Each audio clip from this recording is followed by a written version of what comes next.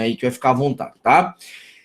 Vejam, a gente vai dar o pontapé inicial. No encontro passado, a gente teve a oportunidade de fazer a apresentação da disciplina, mostrar aqui quais são os desafios que o semestre, né, nos impõe em termos de conteúdo, enfim, em termos de temas extremamente importantes que a gente tem para poder trabalhar. Nessa aula de hoje, a gente vai dar esse pontapé inicial sobre federalismo, né? Vou resgatar brevemente um pouquinho das informações que a gente trabalhou lá na teoria do Estado, quem estudou comigo, quem estudou com algum outro colega, mas é só importante a gente, para fins de introdução, resgatar alguns elementos lá que a gente aprendeu na teoria do Estado. O que a gente vai fazer aqui nesse encontro é dar uma aprofundada, inclusive a partir do texto que eu disponibilizei para vocês do Raul Machado Horta. Recomendo que quem não leu faça a leitura do texto, tá? O texto é muito bom e vocês vão ver que eu vou sintetizar algumas ideias aqui para que a gente consiga aprender o conteúdo, tá certo? Joia, Suzy. Então, quer fazer uso da palavra para me dizer o que é que você entendeu do texto, o que é que você achou mais bacana? O que é que você acha? Se quiser fazer uso da palavra, fique à vontade. Eu gostei da parte que ele começa a estruturar, né? Fala sobre a organização, aí cita a Constituição lá dos Estados Unidos e outros estados, né? Como foi essa organização, como se deu essa organização do federalismo, as competências também, em termos das competências, entre os Estados-membros, né, e a União. Achei muito bom, assim, porque esclareceu bastante, assim, como se iniciou, né? E aqui no Brasil também, porque finaliza com o Brasil, né? Uhum. Joia. Como se deu, assim, as competências da União, né? E agora eu queria também perguntar que você também discorresse sobre o assunto da enumeração, assim, eu fiquei meio perdida ali. A enumeração que você diz de quê? Das competências enumeradas ou da enumeração das características do federalismo? Ele fala logo no começo, assim, né? Porque ele vai citando a parte histórica tal, e diz sobre a enumeração tal. Vamos falar sobre isso. Depois você me lembra que se você precisar, você tem meio ponto, viu? Na prova da primeira unidade. Por ter feito uso da palavra aí, ter topado o desafio de começar falando. Depois você me lembra se eu esquecer disso na sua primeira prova. Vamos lá. Primeiro aqui uma questão de colocação, tá? Não, é porque assim, eu fiz questão de ler, porque assim, eu achava que achava que você ia discutir, achava que o senhor ia discutir hoje, claro, mas achava que o texto a gente teria que ler ele agora. E assim, eu li ele ontem e uma parte hoje pela manhã no meu trabalho. Eu estava trabalhando, aí tive um tempinho vago e terminei. E achei ele muito bom, assim, tem muita coisa assim, muito esclarecedora.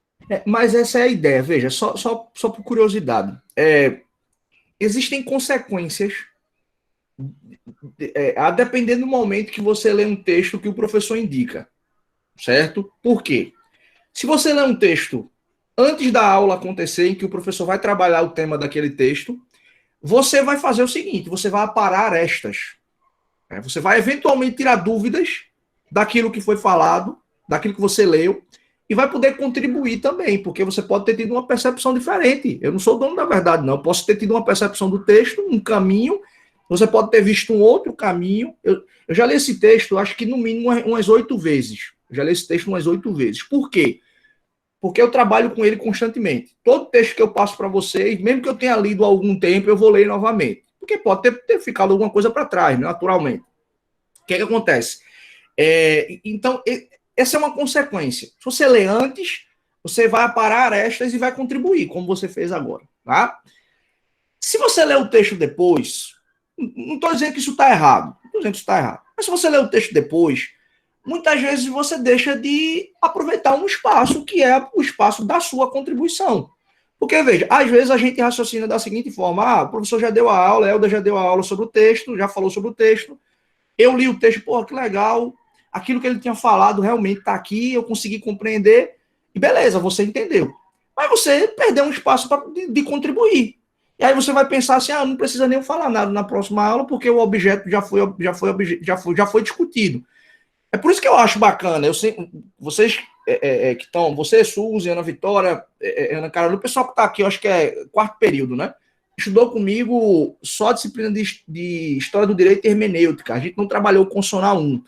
Mas semestre passado, Paulo, Nilberto, que está aqui, Jéssica, Everton, trabalharam comigo a disciplina de Teoria do Estado. E toda semana tinha texto. Toda semana tinha texto. Às vezes o pessoal não lê, não dá atenção, né? Mas eu trabalho dessa forma, disponibilizando conteúdo para que vocês consigam internalizar. O ideal é que você leia antes, para que você chegue na aula e consiga, né, fazer as contribuições e internalizar melhor. Se não deu tempo, se não conseguiu encontrar ali o tempo adequado, só consigo ler, Helder, final de semana. Acontecia muito isso comigo na época de graduação, da mesma forma que muitos de vocês aqui, eu também trabalhava na época de graduação, e era pauleira a semana todinha, e eu conseguia parar, descansar e estudar muito bem nos finais de semana e colocar releituras atrasadas. Normal, isso pode acontecer, né? Qual é o principal ponto disso aqui? Não deixar de ler. Isso daí realmente é o ponto mais importante. Mas a gente vai discutir isso daqui, e eu quero... A minha ideia aqui é que vocês participem, tá? Vocês já têm bagagem suficiente e já tem um destemor suficiente para fazerem as contribuições que quiserem fazer, de abrir uma divergência no plenário, de seguir um voto minoritário. Vocês têm já liberdade e maturidade para isso. Então, a ideia das leituras, que sempre vão acontecer, nem se preocupem que para a sexta-feira da outra semana já tem uma leitura para fazer, não na segunda, mas na outra sexta já tem uma segunda leitura, e aí a gente vai conduzindo, tá? Então, é só uma questão de ajuste aí para a gente fazer, tá? Estou vendo que o Carlos disse que tem algo que chamou a atenção, mas eu vou fazer o seguinte: eu vou fazer aqui algumas colocações e vocês, sempre que quiserem, façam uso aí da palavra. Eu preciso, antes de mais nada, fazer duas colocações aqui sobre o texto, sobre o tema em si, essa ideia de princípios básicos do federalismo, um histórico bem bacana, né? A organização constitucional do federalismo. É basicamente isso que a Raul Machado Horta busca abordar. Primeiro, Raul Machado Horta é a principal, ou uma das principais referências que a gente tem no Brasil do século XX sobre federalismo. Tá? Ele é da Escola Mineira, falecido já, obviamente, mas é um professor da Escola Mineira, que é uma escola que tem grandes referências sobre o tema federalismo. Então, se você gosta do tema, se você quer pesquisar, se você quer se aprofundar, se quer eventualmente pensar em escrever alguma coisa, entender todas essas discussões que a gente tem tido aí na pandemia, divergências entre a União, estados, etc., Raul Machado Horta é um autor essencial.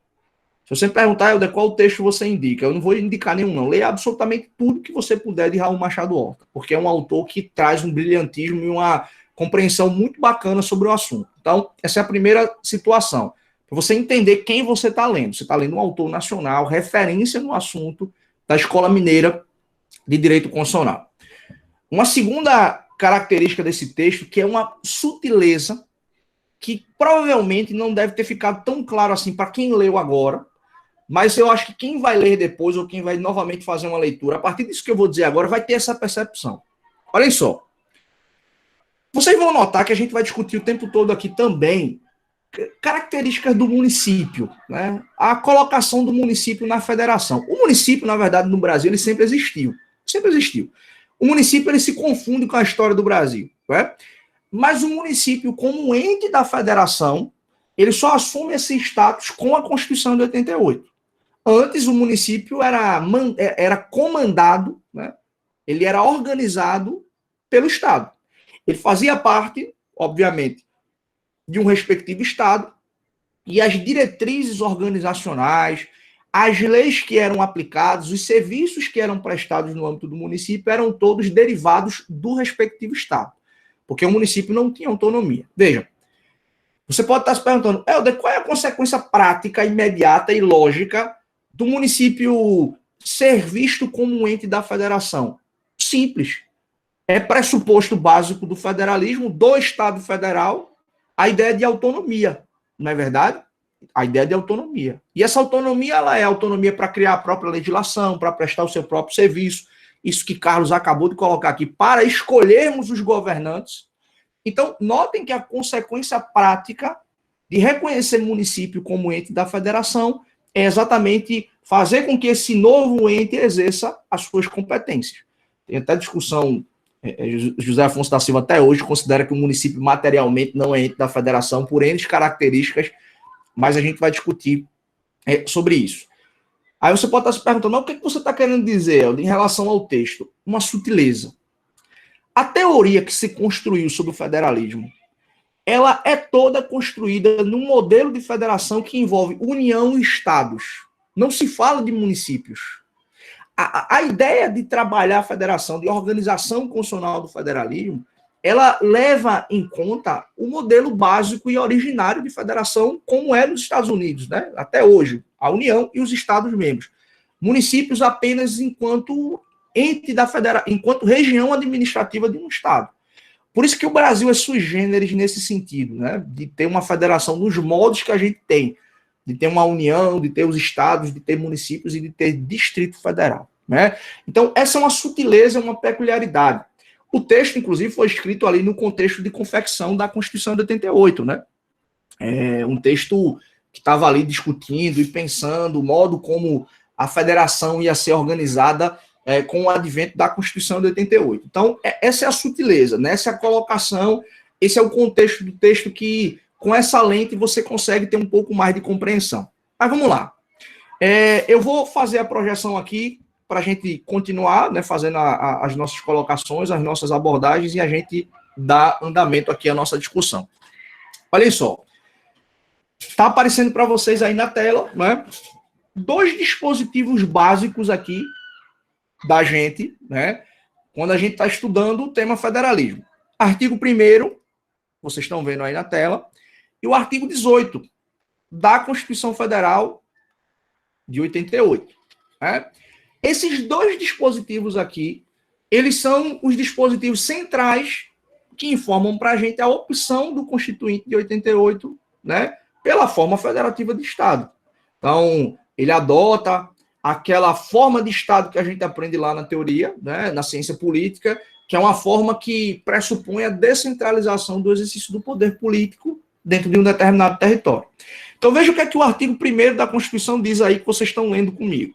A República Federativa do Brasil, olha aí, a opção pela República, a opção pela Federação, né, ela é formada pela união indissolúvel dos estados e municípios e do Distrito Federal, e constitui-se em Estado democrático de direito e tem como fundamentos. Aí o artigo 1º lá, se você for fazer a leitura completa, ele vai trabalhar lá os fundamentos do Brasil, né? Soberania, cidadania, dignidade da pessoa humana, dentre outros. E no artigo 18, né, aí você vê aí, a organização político-administrativa da República Federativa do Brasil compreende a União, os estados, o Distrito Federal e os municípios, todos autônomos, nos termos desta Constituição. Olha só a sutileza do texto que faz toda a diferença para a gente compreender. Né? Aqui você tem uma união, quem estudou ciência política comigo, teoria do Estado, eu falei sobre isso. Aqui você tem uma união com o maiúsculo e aqui você tem uma união com o minúsculo. Qual é a diferença disso daqui? Porque esse texto, esse artigo 1º, quando ele está falando assim, a República Federativa do Brasil é composta, é formada pela união indissolúvel, o termo união aí está representando um ajuntamento, uma junção. É dizer o seguinte, olha, como é? Porque a União, ela não tem um território. Né? O Estado tem um território, o município tem um território, o Distrito Federal tem um território. Então, a Federação Brasileira, né, essa pessoa jurídica, União, ela só existe em decorrência desse ajuntamento aqui. Então, a federação nossa é uma federação que muita gente diz que é uma federação de 2 níveis ou de 3 níveis. Essa diferença ela é irrisória para a gente aqui do ponto de vista teórico. Porque nós temos a União, os estados, os municípios e o Distrito Federal. Né? Então a gente vai descendo da União para o estado, do estado para o município. Então muita gente calcula uma descida, federação de 2 níveis, uma descida, 2, 3, federação de 3 níveis. Isso é irrisório para a gente aqui, para a compreensão do tema.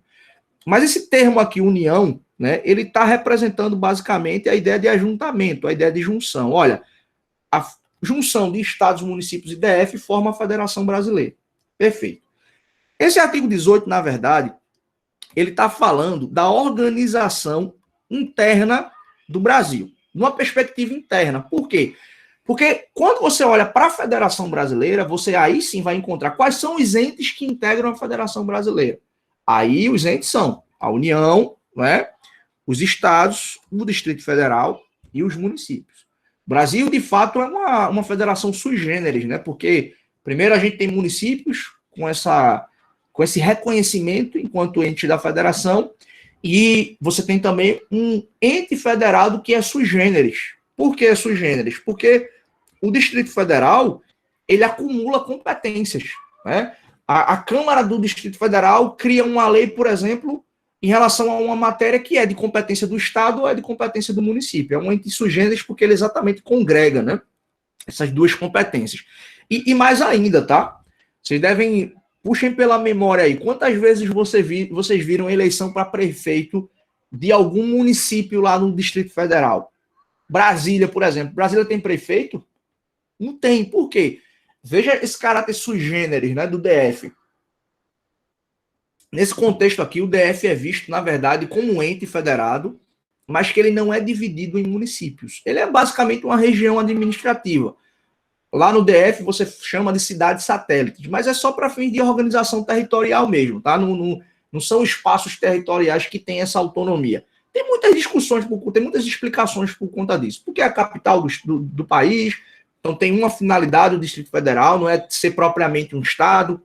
A própria dimensão territorial do Distrito Federal não seria interessante ser subdividido ali em municípios para ter autonomia, ter prefeitos, etc., porque isso faz parte de uma única administração pública. Tá? Então, o Distrito Federal é uma espécie de oásis dentro da Federação Brasileira, porque é um ente, tem competência de estados e municípios, mas ele não é dividido em municípios. Então, você fala lá cidades satélites, mas não é cidade no termo que a gente conhece enquanto ente da federação.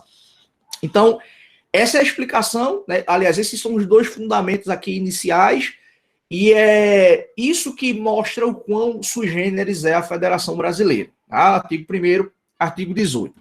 Olhem só para a gente resgatar isso daqui.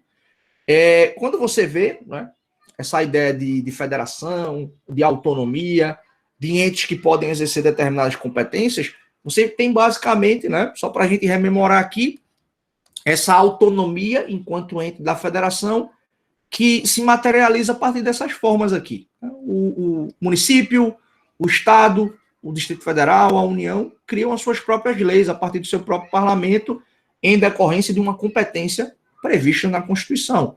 Então, respeitado o que diz o texto constitucional e essa separação aqui de competências, cada um vai poder produzir a sua lei.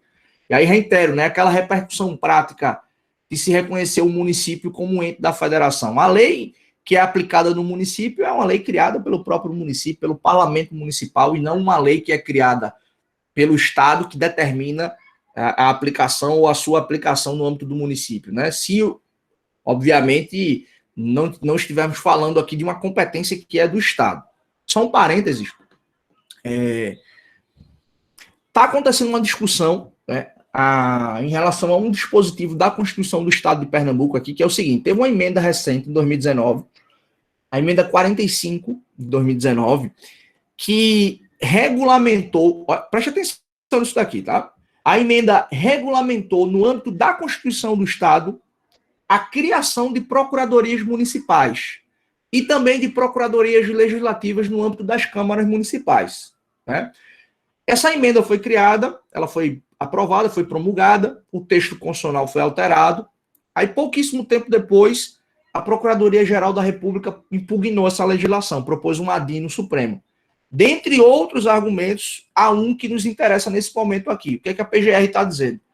Está dizendo que essa inserção das procuradorias municipais e das procuradorias das câmaras municipais no âmbito da Constituição estadual viola a autonomia do município. E que, de fato, né, convenhamos aqui, é exatamente isso.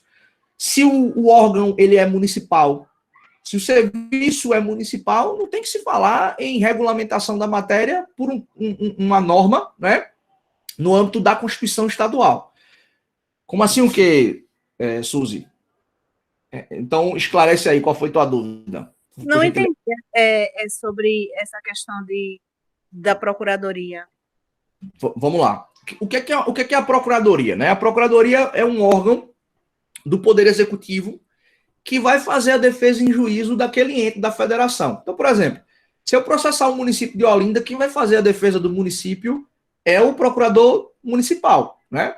Se eu demandar contra o Estado de Pernambuco, vai ser o procurador do Estado. Se eu demandar contra a União, vai ser o advogado da União. Né? Então, essa questão desse projeto aí que está rolando. Então, o que acontece? O procurador, ele é municipal. Quem tem que regulamentar a carreira é o próprio município. Vai ter um concurso aqui na Procuradoria do município de Olinda. Foram criados, 5 cargos para procurador. Como é que esses cargos foram criados? O projeto de lei foi apresentado pelo prefeito e a Câmara Municipal aprovou. Remuneração dos procuradores. O município, quem regulamentou o assunto. Então, a questão aqui foi a seguinte, Suzy.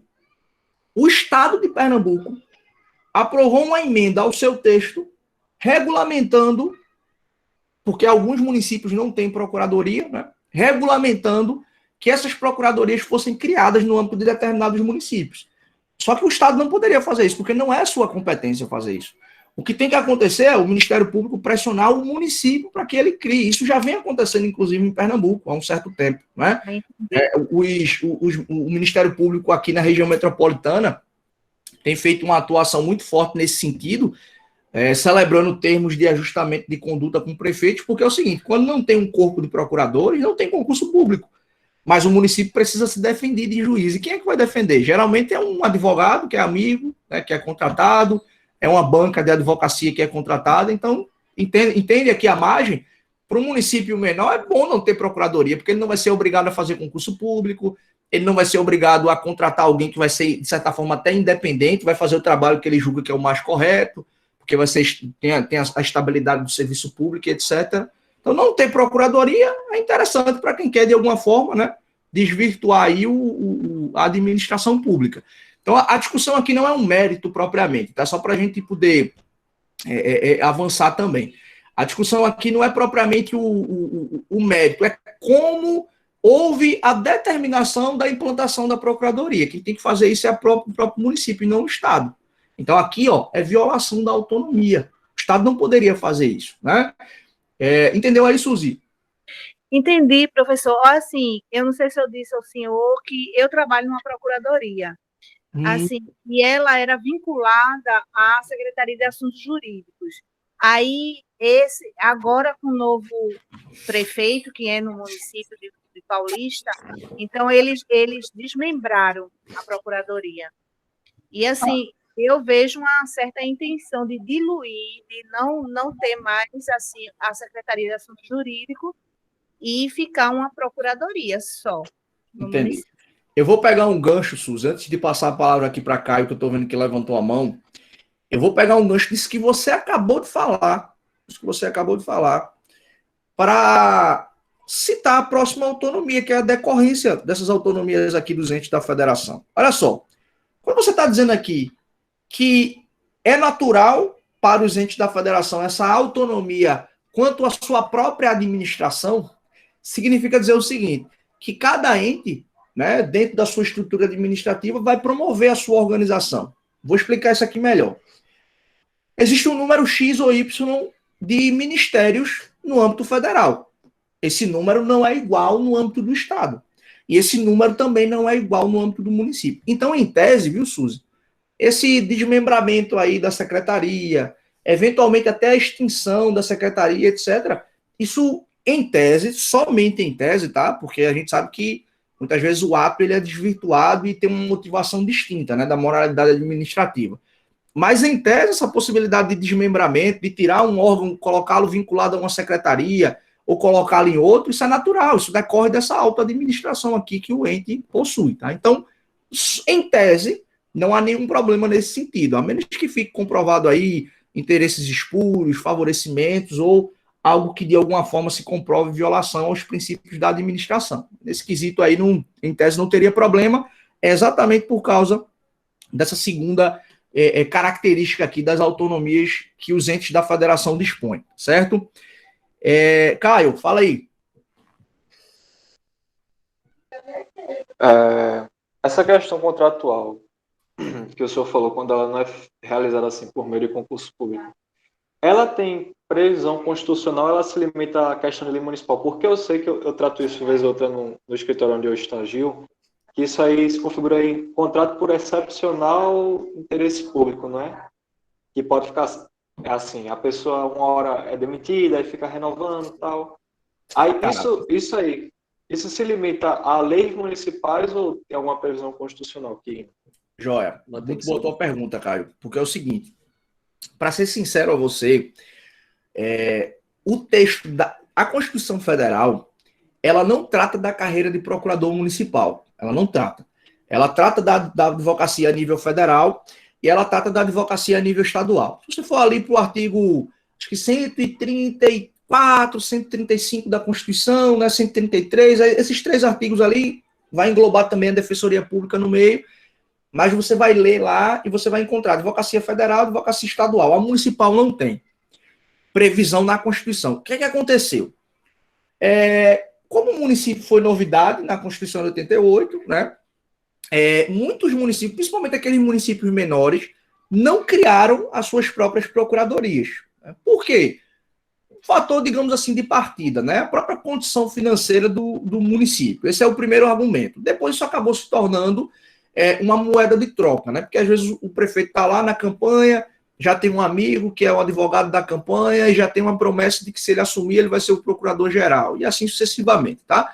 Mas aí a questão é a seguinte, devido à novidade do município na Constituição de 88, muitos municípios não criaram as suas próprias procuradorias, porque isso é importante, né? O município ele é demandado em juízo. Quem vai fazer a defesa?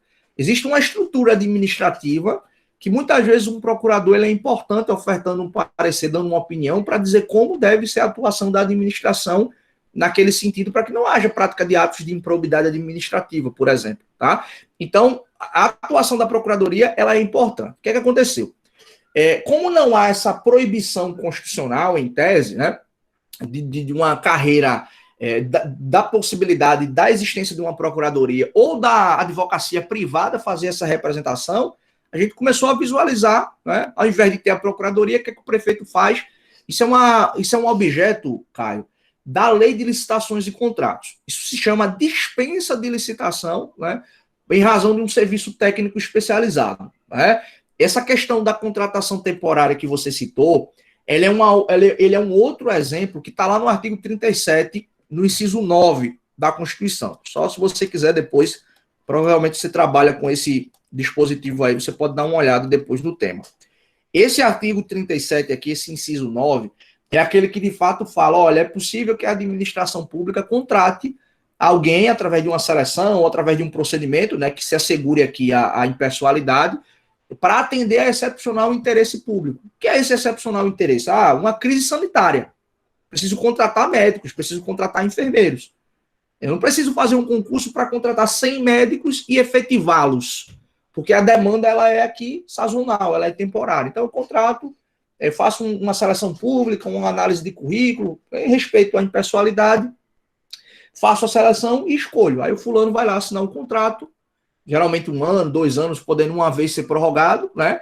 E aí, aquele excepcional interesse vai ser atendido naquele contexto em razão das contratações e depois encerra. Vou dar exemplos aqui. Hoje, por exemplo, eu tenho uma amiga que está como professora substituta na Universidade Federal de Pernambuco. Então, ela, diante da aposentadoria de um professor, de uma determinada cadeira, você pode fazer um concurso para substituto enquanto não faz um concurso para efetivo, né? Diga-se de passagem, essa minha amiga assumiu as turmas de uma professora bem conhecida na Universidade Federal, que hoje é vereadora no município de Recife, né? Professora Liana. Então, esses excepcionais interesses, eles podem acontecer, e aí a contratação temporária ocorre. Esse caso, Caio, da contratação de escritório de advocacia ou de um advogado especializado para prestar, né, a consultoria jurídica e a defesa do município, é baseado na lei de licitações e não na própria Constituição diretamente. Em tese, o que é que deveria acontecer? Um procedimento licitatório. O município publica lá um edital, diz que quer contratar um advogado ou uma banca de advocacia para prestar tais ou quais serviços, né, na área jurídica para o município, e aí vai lá. Quem quiser que se habilite, apresente sua proposta, diga, olha, 15 mil reais mensais de honorários para acompanhar tudo que o município quiser. O escritório vai fazer isso. Ou eu ofereço 12 mil, eu ofereço 10 mil. Em tese é para acontecer isso, né? Como a lei dá margem para que haja essa dispensa da licitação, quando o serviço é especializado, quando tem alguém de reconhecido talento, de reconhecida competência profissional, é possível que haja a contratação direta, ou seja, não se faz um procedimento licitatório, você vai lá e contrata diretamente aquela banca da advocacia, né, ou aquele determinado advogado. Então, isso acabou virando a tônica no Brasil, né? Exceto municípios, capitais e regiões metropolitanas, quando os municípios são grandes assim, ou municípios, por exemplo, do porte de Paulista, como o Suzy citou aqui, Abreu e Lima, que tem também, recentemente abriram até um concurso, mas ele foi suspenso por causa da pandemia. Cabo de Santo Agostinho, tive uma professora na graduação que é procuradora lá no Cabo. Tenho 2 colegas de graduação que recentemente passaram aqui no concurso da Procuradoria de Caruaru.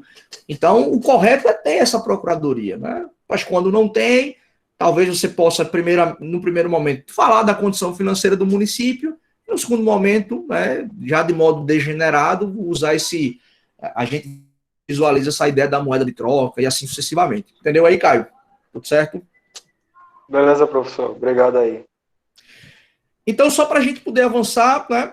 Isso daqui é natural, né? São essas as características aqui, essas autonomias. O autogoverno, a gente vai aí escolher prefeito, governador, a gente vai escolher presidente da República, né?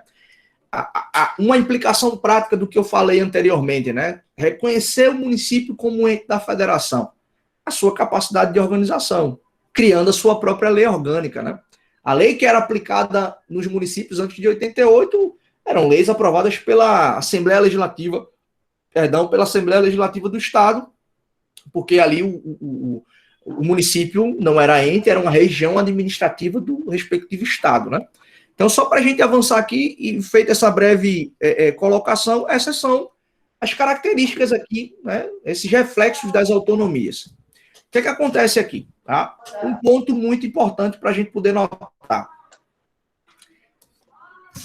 Usar a expressão federalismo e usar a expressão Estado Federal ou simplesmente federação, né, exprime ideias distintas. Tá? Exprime ideias distintas. Vou começar aqui pelo federalismo. O que é que essa expressão federalismo está trazendo para a gente de ideia? Veja, o federalismo, pessoal, é um conjunto de princípios. Ok? É um conjunto de princípios. É um conjunto de diretrizes. Que você, se você disser assim, olha, determinado país é federal, ele adotou a forma de Estado federal. Se você quiser confirmar a existência de um Estado federal, realmente você tem que usar das diretrizes e dos princípios que o federalismo apresenta. Por exemplo, um dos pressupostos básicos do federalismo é que haja repartição de competências entre os entes da federação. Ok? Isso é uma diretriz. O federalismo diz, olha, para ser reconhecido como Estado federal, é preciso que haja o quê? É preciso que haja repartição de competências. Agora, como essa repartição de competências vai ocorrer? Você pode ter estados, né, como o americano, em que a União tem competências mínimas e os estados têm competências máximas, ou você pode olhar, por exemplo, uma federação como é no Brasil, a gente viu isso sendo discutido bastante, em que geralmente a União concentra a maior parte das competências e estados e municípios têm competências que muitas vezes são mínimas e muitas vezes são sufocadas por decisões do Supremo Tribunal Federal. Então, aqui, basicamente, o federalismo são diretrizes, são princípios. Né? É uma espécie de teoria do federalismo. São diretrizes que você pode encontrar em maior ou em menor medida dentro de um respectivo país. Né?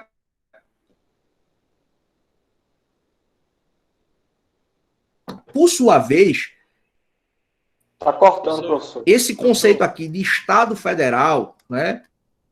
Professor. Ou Estado Federado. Está dando uns cortes aí. Quer dizer, basicamente a mesma coisa. O conceito que a doutrina diz que é um conceito jurídico. Né, positivo, ou jurídico político. Professor? Professor? Estou ouvindo aqui, voltou, deu uma estabilidade.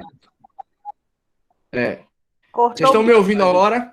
A gente parou de ouvir nos princípios. Pronto, eu vou retornar. Vou falar de onde eu tinha parado. Deixa eu só mexer aqui no modem, porque pode ter. Eu vi aqui que deu uma balançada. Deixa eu só mexer aqui rapidinho para a gente não ter essa instabilidade. 30 segundinhos. Vou só mexer aqui.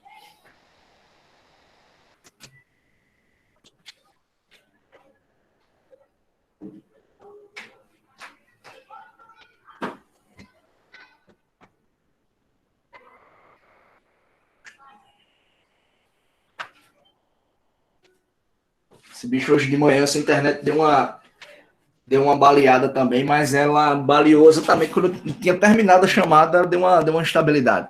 Tá todo mundo me ouvindo agora? Tudo certo aí? Professor, agora tá bom, viu? Agora. Você tá ouvindo?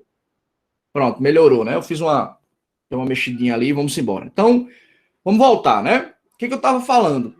Federalismo é esse conjunto de diretrizes, de princípios, é uma teoria geral, né, que você vai encontrar esses balizamentos em maior ou em menor medida em determinados países, né, que se dizem estados federais. E aí o seguinte, o que é a federação? Conforme eu estava dizendo, a federação é um conceito jurídico-político ou político-jurídico, jurídico-positivo, né? Deixa eu colocar aqui um conceito jurídico-político, né? Até Raul Machado Horta usa essa expressão. No final das contas, o que é isso? Olha só, federação é um conceito positivo, é um modelo de Estado específico de um determinado país. Vamos transformar isso aqui em miúdos para a gente compreender melhor. Quando eu digo assim, eu quero estudar o federalismo brasileiro, o que é que eu vou ter que fazer? Eu vou ter que estudar a história toda constitucional brasileira para entender as dinâmicas do federalismo. Como foi aplicado, por exemplo, a técnica de repartição de competências, como foi a evolução da intervenção federal ao longo da história do pensamento constitucional brasileiro, como é que foi a posição do Senado na história do pensamento constitucional brasileiro. Então, veja que o federalismo, por ser um conceito aqui que exprime princípios e diretrizes, ele tem um alcance muito mais amplo, né? Uma teoria geral. A federação ou o Estado federal, por ser um conceito político-jurídico, ele é localizado no tempo e no espaço. Então, quando eu digo assim, eu quero estudar o Estado Federal Brasileiro, você quer estudar qual Estado Federal Brasileiro? O que foi o originário da Constituição de 88, que é o atual Estado Federal aqui que a gente tem, é o Estado Federal lá da Constituição de 1891. Então, o Estado Federal decorre da adoção desse modelo na Constituição. Em outras palavras, só que como é que a gente pode compreender também? O Estado Federal, a federação, é a aplicação em maior ou em menor medida dessas diretrizes do federalismo. Então, aqui, ó, federação é um conjunto de diretrizes, de princípios, e a federação é a aplicação disso, é o modo como está organizado aquele determinado país, tá? Por isso que não são conceitos aqui que exprimem, não são palavras que exprimem a mesma ideia. Federalismo é uma coisa, federação é outra, tá? O professor Leonan Lisiero, que é uma grande referência que eu tenho, que é pesquisador do federalismo, ele até, provavelmente em algum momento aqui, eu vou passar um texto dele quando a gente for discutir aqui intervenção federal. Tem um texto bem bacana dele fazendo uma análise ele é carioca, ele fez uma análise bem bacana da intervenção federal lá no Rio de Janeiro em 2018. Então a gente vai fazer uma leitura dele. Ele inclusive, faz ele traz um raciocínio que é bem interessante. Ele diz assim, ó, é possível existir princípios do federalismo aplicados em estados que não são federados. Porque você pode ter essa lógica de descentralização que o federalismo pressupõe. Isso pode ser aplicado no âmbito de um Estado unitário, que cada vez mais vem se descentralizando e etc. E como se trata de um princípio, nada impede que um ou outro princípio desse aqui seja aplicado num modelo de Estado que não se autodenomina Estado federal. E a lógica também é verdadeira, viu? Você pode ter um Estado que é dito Estado federal, mas que aplica minimamente ou quase não aplica aqui princípios do federalismo. Só dar um exemplo aqui. A Constituição de 37, que é uma Constituição outorgada no contexto da ditadura do Estado Novo, ela trazia como previsão a forma federativa de Estado. Nominalmente estava lá na Constituição de 37 a ideia da forma federativa de Estado. Na prática, isso acontecia de jeito nenhum. Getúlio Vargas nomeou interventores, né, fechou o Congresso Nacional, o Senado não atuava, enfim. Então, aqui, ó, a gente pode fazer esse intercâmbio, esse câmbio aqui dos conceitos, e a gente pode visualizar isso do ponto de vista prático. Tranquilo? Então, essa aplicação aqui dos princípios do federalismo, eles podem ser encampados em maior ou em menor medida num determinado Estado federal. E aí a gente avança para identificar o seguinte: quais são essas características do federalismo que podem ser aplicadas em maior ou em menor medida e que estão lá enumeradas, né, no texto do Raul Machado Horta, Organização Constitucional do Federalismo. Então a gente tem aqui alguns elementos que a gente pode, né, fazer a leitura. Primeiro ponto aqui, né, que isso é o mais básico: a decisão constituinte e criadora do Estado Federal. Né?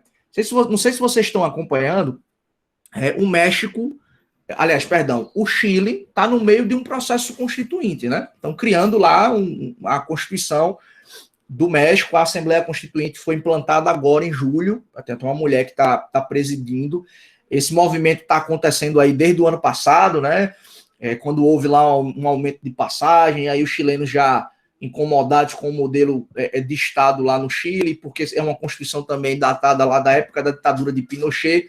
Esse processo de reivindicação atingiu, né, um nível de insatisfação tão alto que eclodiram diversos movimentos, né, sociais, reivindicando um processo de criação de uma nova Constituição, né, reivindicando direitos sociais, reivindicando saúde pública, educação, mudança do sistema previdenciário no Chile.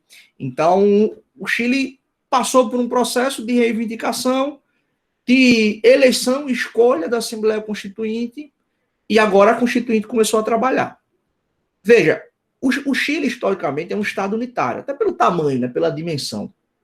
Geralmente, o Estado federado aqui, ele é a federação, ele é um modelo de Estado que geralmente é comum nos grandes, né, países, naqueles países que têm dimensões aí continentais, né? Brasil, Estados Unidos, México, né? A própria Rússia, apesar de haver uma discussão muito grande, mas em tese a Rússia pode ser vista também como uma federação ou um Estado regional, enfim. Isso é uma discussão também doutrinária nesse sentido. Mas o processo de criação de uma Constituição precisa, né, trazer como consequência a escolha daquela Constituinte, de dizer, nós vamos ser um Estado federal. Então, essa primeira característica aqui é exatamente para que não deixe de haver, embora isso não seja fator único e exclusivo para que o Estado se reconheça como federação, mas é preciso que haja, basicamente, o quê? A adoção formal desse Estado federal e que os princípios básicos do federalismo sejam aplicados naquela determinada federação. Né? Então, essa decisão fundamental, essa decisão criadora do Estado federal, ela é extremamente importante. Né? Então, por isso que Raul Machado Horta sintetiza dizendo, olha, a decisão constituinte, criadora do Estado federal e de suas partes indissociáveis, a federação ou união e os Estados-membros. Né? Essa parte aqui, final, é exatamente aquele princípio da indissolubilidade do Pacto Federativo. Eu sei que muita gente gosta aqui daquele movimento, Pernambuco é meu país, né? Eu gosto bastante, acho que para brincadeira, para cultura, isso é bem bacana, mas do ponto de vista jurídico, aquilo dali não tem nenhuma efetividade, né? Para Pernambuco eventualmente se tornar um país, de fato, se separar do Brasil, teria que ter uma guerra civil, no mínimo, aí, né? Derramamento de sangue, vencer as tropas imperiais da União, né? E se tornar um país independente, porque o vínculo federativo ele é indissolúvel. Então pode haver, uma das hipóteses de intervenção federal, inclusive, que a gente vai ver aqui, está previsto lá no artigo 34 da Constituição, é exatamente manter a unidade nacional. Né? Se você eventualmente tem uma intervenção, uma tentativa do separatismo, né? De uma interferência de um Estado da federação em outro, pode haver, inclusive, a intervenção federal, que é uma medida extremamente drástica, né? Um remédio amargo dentro do federalismo. Então, o que a gente precisa notar? Essa decisão decorrer ali da própria Constituição. É por isso que a gente chama no Brasil, né, de Constituição Federal. A gente não chama de Constituição Republicana, ou de Constituição isso, ou Constituição aquilo, Constituição Plurinacional, como se fala na Bolívia, né? Constituição Bolivariana, como se fala lá na Venezuela. Essas expressões que vêm acompanhadas, geralmente, no texto constitucional. Aqui no Brasil é Constituição Federal, porque nós temos no texto, né, essa escolha, essa decisão constituinte de optarmos, perdão, pela forma federativa de Estado. Fala, Paulo. Ô, professor, esse consórcio Nordeste não é uma forma maquiada de desmembrar o Nordeste do Brasil ou não? Ou estou falando besteira? Essa tua pergunta é boa, vice. Essa tua pergunta é boa. Obviamente, eu iria enchê-los demais sobre se eu fizesse isso. Mas eu te recomendo, Paulo, já que você suscitou o debate, você vai pesquisar e vai ler. Depois eu vou lhe perguntar aqui na aula. Você vai fazer isso. Você vai pesquisar um texto de Paulo Bonavides. O título do texto é Federalismo das Regiões. Certo? Você vai pesquisar esse texto. Federalismo das Regiões. Isso é uma ideia de Paulo Bonavides, já vetusta. Ele escreveu esse texto que você vai ler, viu? Na época de confecção da Constituição de 88. E ele já defendia, naquele contexto, que houvesse uma maior aproximação dos estados, para que esses estados conjuntamente pudessem promover o desenvolvimento de determinadas regiões. Né? Então, veja, tecnicamente, Paulo, um consórcio, claro, aliás, isso é uma indicação, né, geral. Quem quiser fazer a leitura pode ficar à vontade. Eu não coloquei na bibliografia complementar de vocês porque não teria espaço. Seria praticamente 2 textos para uma única aula, tá? Mas já que Paulo suscitou o debate, vale a pena fazer essa indicação. Então, a ideia, Paulo, desse consórcio, né, desse federalismo aqui das regiões que Paulo Bonavides já defendia, é uma ideia basicamente que envolve o seguinte, né? O desenvolvimento de determinadas regiões e a possibilidade de um ajuntamento, de uma aproximação entre estados para prestar serviços que são comuns a eles. Então não é uma ideia de separação, não é uma ideia, embora Paulo Bonavides até em algum momento sugerisse isso, né? Paulo Bonavides, Everton, federalismo das regiões. Então, o que eu estou querendo dizer, Paulo, vou até colocar aqui, ó, federalismo das regiões. Paulo Bonavides. Não sei se aparece diretamente no Google, ou se precisaria olhar no Google Acadêmico, mas apareceu aqui. Ele publicou, isso está publicado, está armazenado lá no site do Senado. Pronto. Vocês vão fazer a leitura desse texto aí, né? Ó, veja quando foi. Ele tem vários outros depois desse texto, tá? Ele tem vários outros. Mas esse é um dos primeiros, assim, que ele começa a levantar essa ideia. Mas só para sintetizar, Paulo, para ficar mais claro aqui. A ideia de um consórcio, desse federalismo aqui de regiões, é um ajuntamento desses estados para a promoção e desenvolvimento de determinadas regiões e prestação de um serviço compartilhado. Porque, olha, uma coisa... por exemplo, em termos de tecnologia, o estado de Pernambuco prestar um determinado serviço. Outra coisa é um serviço compartilhado em que todos aqueles estados que integram aquele consórcio podem compartilhar, podem ter uma facilidade, inclusive, na compra de produtos, na compra de insumos, de importação. Então, tecnicamente, esse federalismo, na verdade, é uma proximidade, na verdade, é um aperfeiçoamento na prestação de serviço público. Tá? Melhor estar junto para uma melhor efetividade e uma melhor qualidade nesse tipo de prestação de serviço. Tem outros elementos, você vai fazer essa leitura aí, você vai ler esse texto aí, que eu acho que vai trazer novos elementos aí para a sua compreensão e para essa discussão, que eu acho que é importante, viu?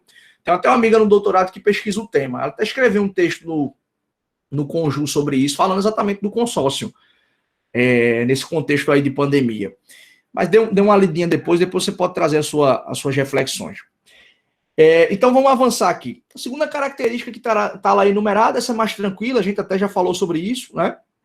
Repartição de competências entre a federação e os estados-membros, né? Se não tem repartição de competências, não é federação, né? Não está aplicando ali esse princípio do federalismo. Lógico, né? Você pode ter uma repartição de competências mais pródiga para os estados ou para a União, depende muito, né, do Estado federado. Aí é aquela história, né? O que é o Estado federado? É a aplicação, em maior ou em menor medida, dessas diretrizes do federalismo. Então, você pode ter aqui mais espaços ou menos espaços para o Estado, dependendo de qual é a forma de adoção daqueles princípios aqui do federalismo, né? E aí você pode ter aquilo que a gente aprendeu também, que vocês aprenderam, quem não estudou comigo, em teoria do Estado. Você pode ter aqui, quanto à repartição de competências, uma federação dual, né? Que tem uma separação rígida de competências. Aquilo que é da União, o Estado não pode fazer. Aquilo que é do Estado, a União não pode fazer, né? Ou você pode ter um regime de federalismo cooperativo, matérias que são comuns a todos os entes. E aí haveria uma parceria, um regime cooperativo, para que os entes atuassem na regulamentação e na atuação em determinadas matérias, né? Por exemplo, aqui no Brasil, saúde, meio ambiente, educação, né? Dentre outras matérias que a gente vai ter oportunidade de aprimorar mais para frente, ok? Terceiro ponto aqui também, essa ideia de auto-organização, que eu falei há pouco, decorre dessa autonomia a possibilidade da sua organização. O que é que o Estado vai fazer? Criar a sua própria Constituição. O que é que o município vai fazer? Criar a sua própria lei orgânica, né? Aqui no Distrito Federal, eu vou até falar isso um pouco mais para frente, o DF, a norma máxima do Distrito Federal é a lei orgânica do DF, né? Muita gente disse que o legislador lá constituinte errou, era para ter falado de Constituição, mas no final das contas, a lei orgânica do Distrito Federal, ela tem status de Constituição estadual. Tá? No caso da lei orgânica do município, tem uma outra discussão, que eu não lembro se vocês se recordam do semestre passado, quando estudaram poder constituinte, derivado decorrente. Eu não sei se vocês estudaram isso. Aqui, ó, essa ideia de auto-organização, ela é exatamente a materialização daquilo que a gente aprende lá no poder constituinte. Poder constituinte derivado decorrente, né? Capacidade dos Estados-membros aqui de criarem as suas próprias constituições, embora a doutrina não encampe essa ideia, mas eu acredito que a lei orgânica também é manifestação do poder constituinte derivado decorrente, né? Porque é a norma máxima do município e materializa essa ideia de organização, né? Muito bom, Everton. Então, nesse caso aqui, a auto-organização, né, ela é materializada exatamente a partir da ideia de criação ou da Constituição do Estado e onde há o município, a partir também da lei orgânica do respectivo município, né?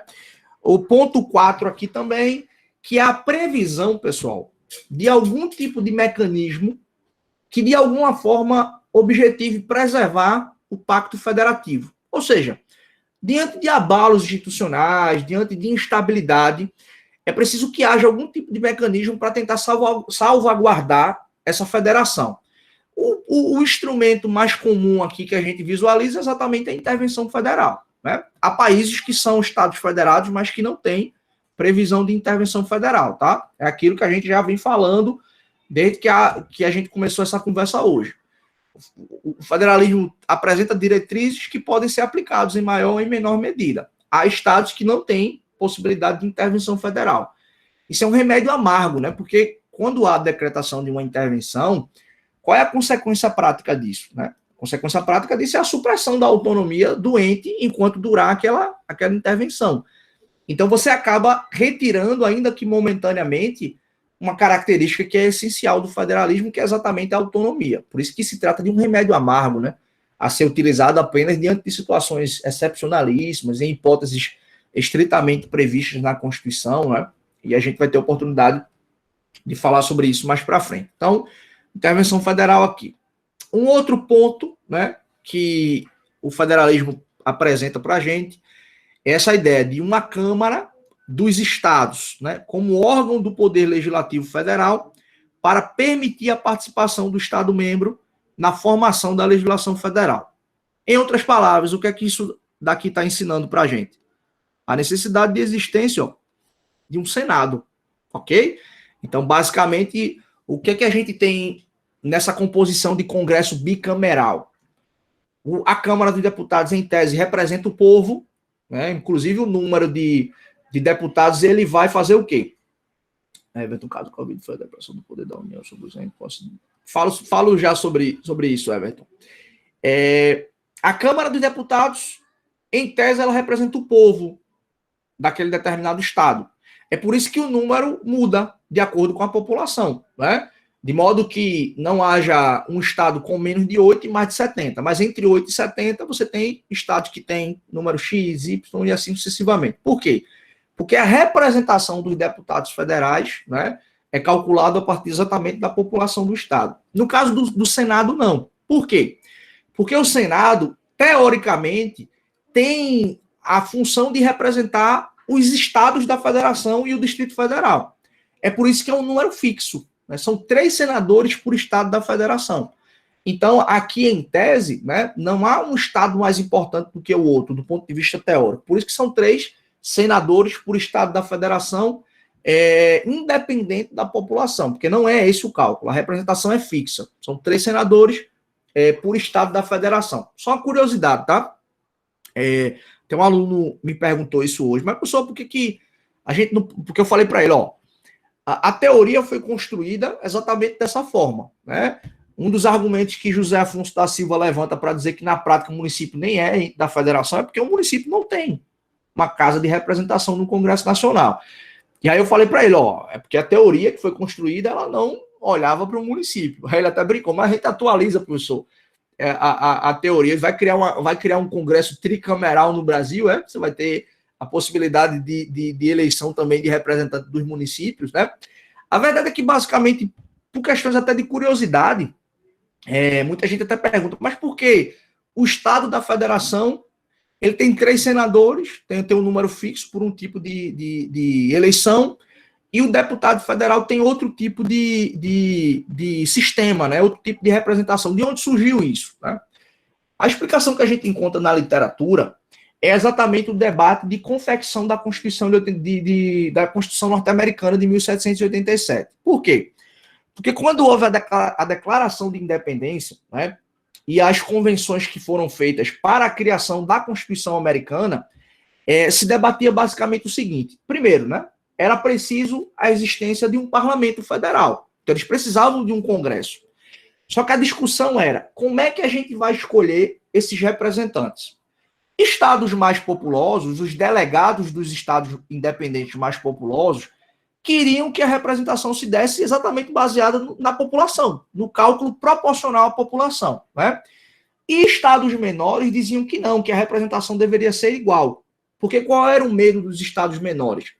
Se a gente for formar o parlamento nacional a partir da proporcionalidade de cada estado, eu, enquanto estado menor, vou ter pouquíssimos representantes.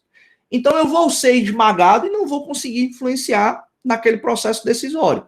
Então, era melhor que houvesse uma representação igualitária e não uma representação proporcional.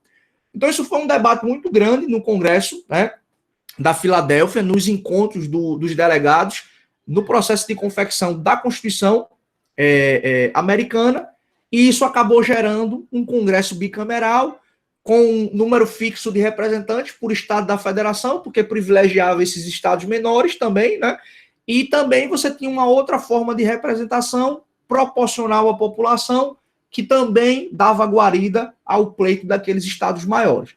Então, como naturalmente a gente teve influência do modelo americano, a gente trouxe isso para o Brasil com a Constituição de 1891, a Constituição Republicana, e a gente adota esse modelo até hoje. Né? Então, essa basicamente é a explicação, né, desse modelo aí que a gente tem de uma casa no Parlamento Nacional que representa os estados da federação. Um outro ponto aqui também que a gente pode avançar, né, o ponto 6, que diz assim, ó, a titularidade dos estados-membros através de suas assembleias, né, em número qualificado para propor emendas à Constituição. Então, vocês estudaram também no semestre passado, né, poder constituinte, então viram lá, poder constituinte derivado reformador, alteração da Constituição. Como é que se altera a Constituição? Então você tem que ter uma proposta apresentada, né? Um texto da Câmara, um texto do Senado, presidente da República, isso está lá no artigo 60 da Constituição. E também há uma previsão de que as assembleias legislativas, cada uma delas, né, a maioria relativa, né, mais da metade das assembleias legislativas, manifestando-se cada uma delas em sua maioria relativa, podem apresentar emendas à Constituição. Isso é pouquíssimo utilizado, né? A maioria, As 110 emendas aprovadas ao texto da Constituição Federal ou foram apresentadas, salvo melhor juízo, pelo Executivo ou pelo Legislativo, né? E como é muito difícil, inclusive, é muito complexo, né? Porque para se chegar às assembleias apresentarem uma proposta de emenda, cada Assembleia Legislativa precisa aprovar. Então você tem que ter alguém que vai liderar o movimento, que vai mandar para as Assembleias Legislativas a proposta, as Assembleias vão votar, se maioria relativa aprovar, eles vão assinar o documento. Então, muitas vezes, uma Assembleia concorda, a outra não concorda, uma Assembleia de uma região tem um entendimento, a Assembleia da outra região tem outro entendimento, então acaba sendo difícil operacionalizar, mas isso é um princípio básico. Não são todos os países que adotam, que prevêem essa possibilidade, né? Então, depende muito ali, obviamente, do país. Tem Estado Federal, por exemplo, que substitui. Não é a Assembleia quem pode propor a emenda, é o povo, iniciativa popular, pode apresentar a proposta de emenda. Aqui no Brasil, não, né? Na Constituição Federal, não existe iniciativa popular para apresentação de proposta de emenda. Até existe a nível estadual. Algumas constituições estaduais prevêem isso, mas na Constituição Federal isso não existe, né? Então, isso aqui é um instrumento importante, que pode ou não pode ser encontrado aí num determinado Estado Federal. Antes de falar o 7º e 8º aqui, deixa eu refletir aqui sobre a pergunta o comentário que Everton fez aqui. Caso Covid foi a depressão do poder da União sobre os entes, pode-se dizer isso? Everton, esclarece melhor aí essa palavra depressão. Seria pressão, seria imposição? Não deu para compreender o contexto. Se quiser aí refazer, fique à vontade. Foi no contexto de retirar, por exemplo, a pressão que a União tem sobre os estados e municípios. Lembra daquela Entendi. história lá? O Nordeste agora vai ter plenos poderes por conta do Covid. O Sul também. Entendeu? Entendi. Tranquilo. Essa sua pergunta é muito boa. Eu vou falar sobre isso mais para frente também. Veja só. Aquela discussão que houve no início da pandemia, ela foi uma discussão que vocês devem se recordar, né? Vamos implementar medidas restritivas para tentar conter o avanço da pandemia. Beleza. Lockdown, fechamento de praia, fechamento de comércio, abertura apenas de serviços essenciais e etc. E houve um conflito. Qual foi o conflito? A União tinha expedido um decreto específico dizendo o que era serviço essencial, o que poderia permanecer aberto, etc. e tal. E estados e municípios, por outro lado, estavam implementando medidas ainda mais restritivas do que aquelas que estavam sendo determinadas pela União. Esse conflito chegou ao Supremo Tribunal Federal, exatamente em decorrência da característica 8, que eu vou falar já. Isso foi parar no Supremo. Até então, Everton, vocês vão notar que eu vou falar sobre isso aqui, as decisões do Supremo Tribunal Federal eram sempre esmagando competências de estados e municípios. Sempre que você tinha uma dúvida se aquilo era competência do Estado, se aquilo era competência da União, se o Estado poderia ou não fazer aquilo, o Supremo tinha uma inclinação natural de dizer que era competência da União e dizer que a lei do Estado ou a lei do município era inconstitucional, né?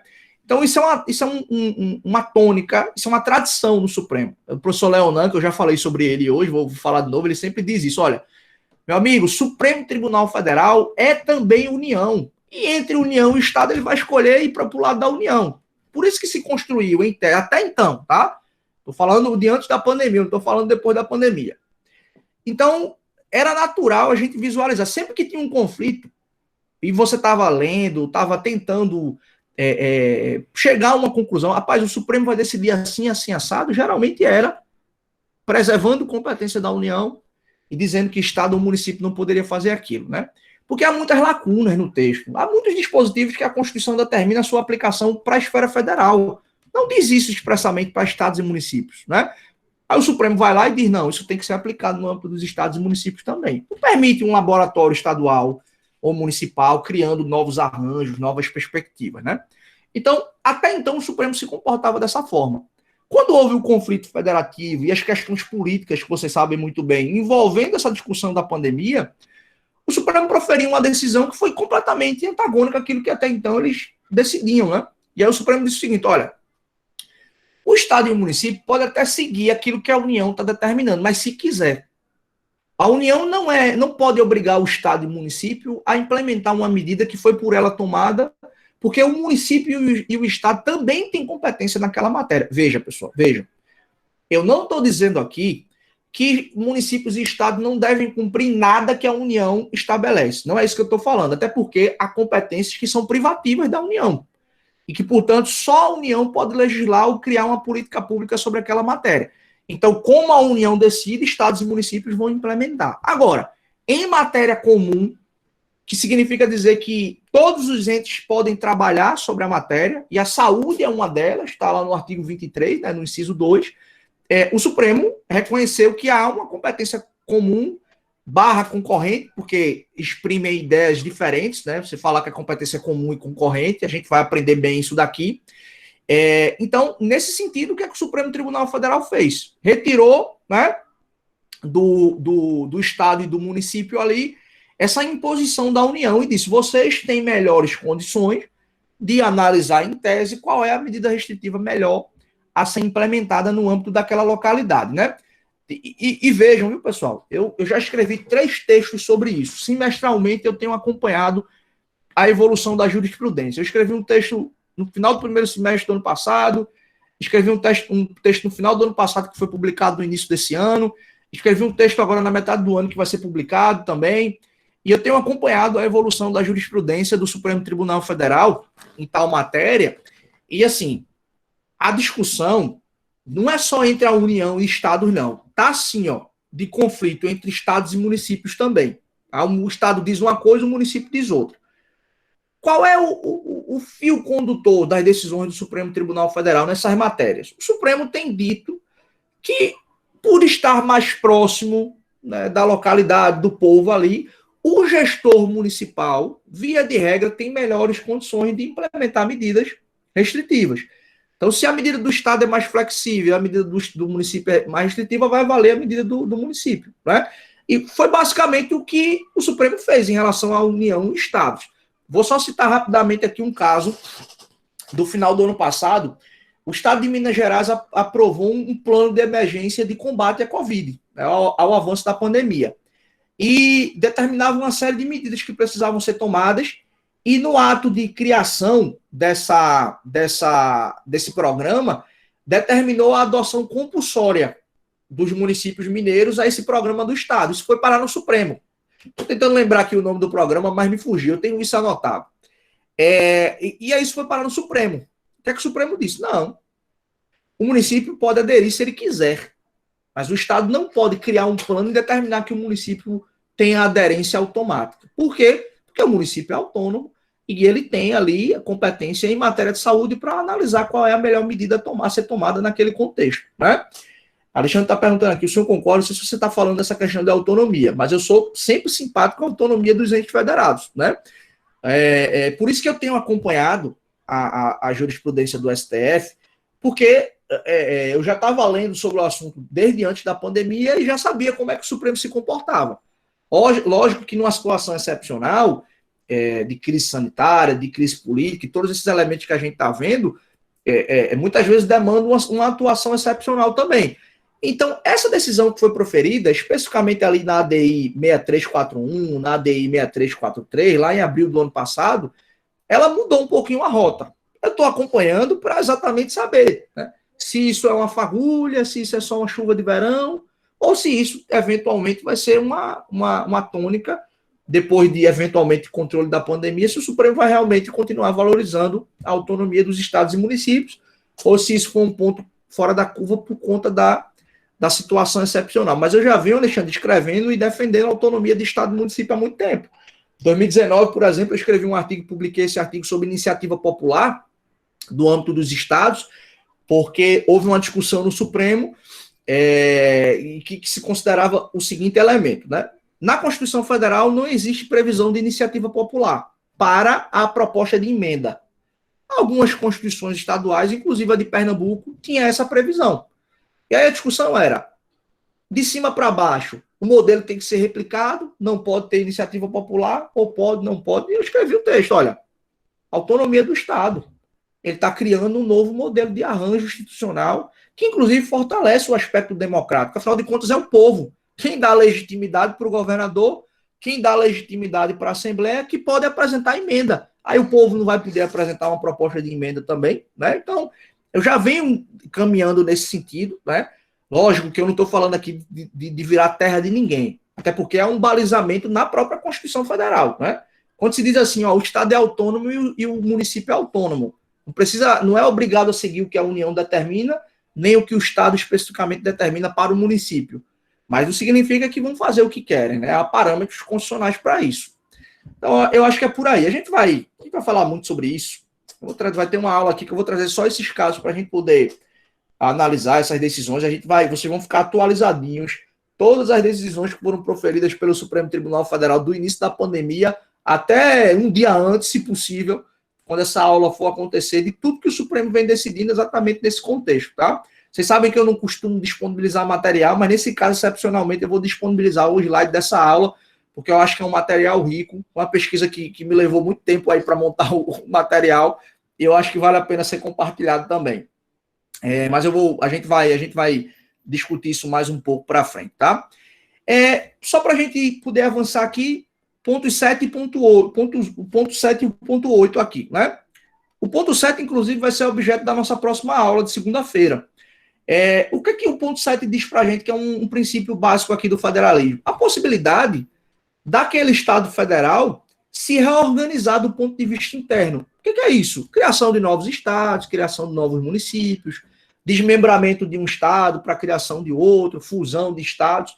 Então, é natural que haja, né, uma ordem interna, uma previsão na Constituição Federal, possibilitando esse rearranjo. Aqui na Constituição Federal, né, vou até ver se eu avanço aqui, pronto. Próxima aula a gente vai estar aqui, ó. A gente vai ver artigo 18. Vamos ver aqui, ó. Requisitos para a criação de estado, município, de região metropolitana, né? Mas estou dando esse spoiler aqui, mas a gente vai falar sobre isso na próxima semana. Então, é natural que haja. Há estados que têm, há estados que não têm, há estados federados que estabelecem lapso temporal para a criação de um novo estado. Por exemplo, se um estado foi criado, só vai poder ser criado um novo estado daqui a 5 anos. Então, é muito cambiante isso daqui, tá? Depende muito do estado. Aqui no Brasil não tem limitação temporal para a criação de estados. Para a criação de município tem um requisitozinho lá que a gente vai estudar, né, na próxima aula, e aí a gente vai ver qual é.